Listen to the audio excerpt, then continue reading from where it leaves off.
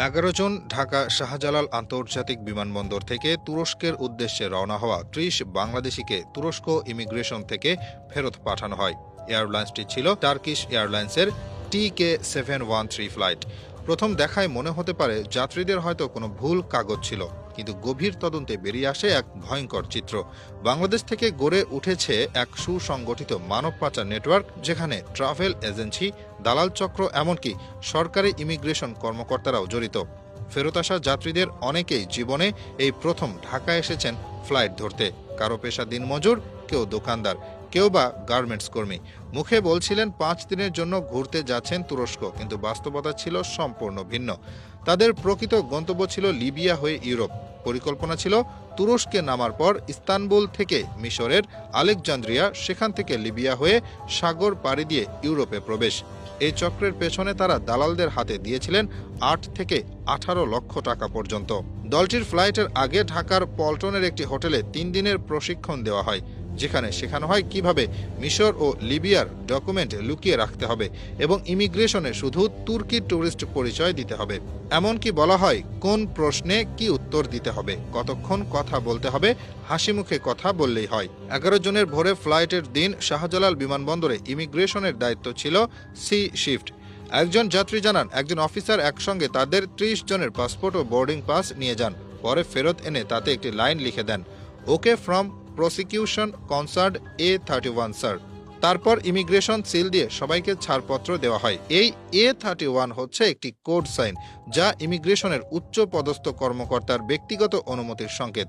তদন্তে জানা গেছে একজন এসআই কাগজপত্র সরবরাহ করেন এবং ওকে মন্তব্যটি মূলত তার নির্দেশেই লেখা হয়। আরও ভয়াবহ তথ্য হলো, যাত্রীদের পাসপোর্টে ছিল B1 ক্যাটাগরির ই ভিসা, যা শুধুমাত্র সেনজেন, ইউকে বা ইউএস ভিসা অথবা রেসিডেন্সিধারীদের জন্য অনুমোদিত।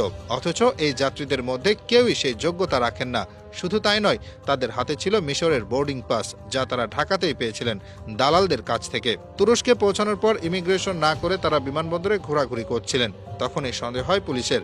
এক পর্যায়ে জেরা করা হলে বেরিয়ে আসে তাদের ভুয়া ভিসার তথ্য। তুরস্কের পুলিশ তাদের 24 ঘন্টা আটক রাখে, তারপর ফেরত পাঠিয়ে দেয় বাংলাদেশে। ঘটনার সময় শাহজালাল বিমানবন্দরে ছিল ভিআইপি মুভমেন্ট, ফলে এনএসআই কর্তৃপক্ষ তথ্য পাওয়ার পরও প্রসিকিউশন অফিসার জরুরি পদক্ষেপ নিতে পারেননি।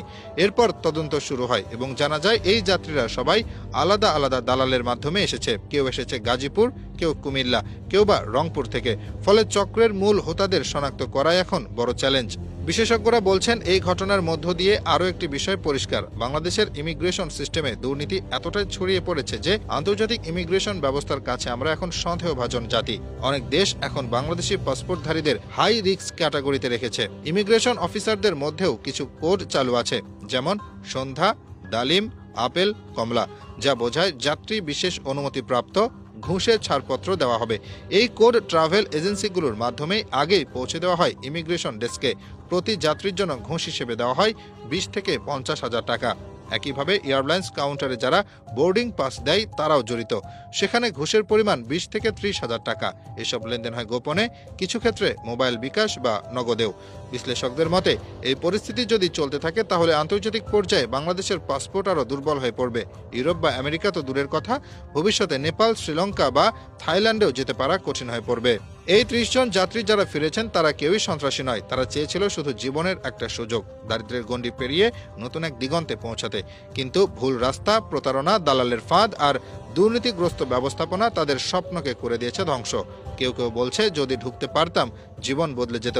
কিন্তু তুরস্কের ইমিগ্রেশনে দাঁড়িয়ে তাদের মনে হয়েছে গেম ওভার নয়, এটি ছিল গেম ডিসমিসড।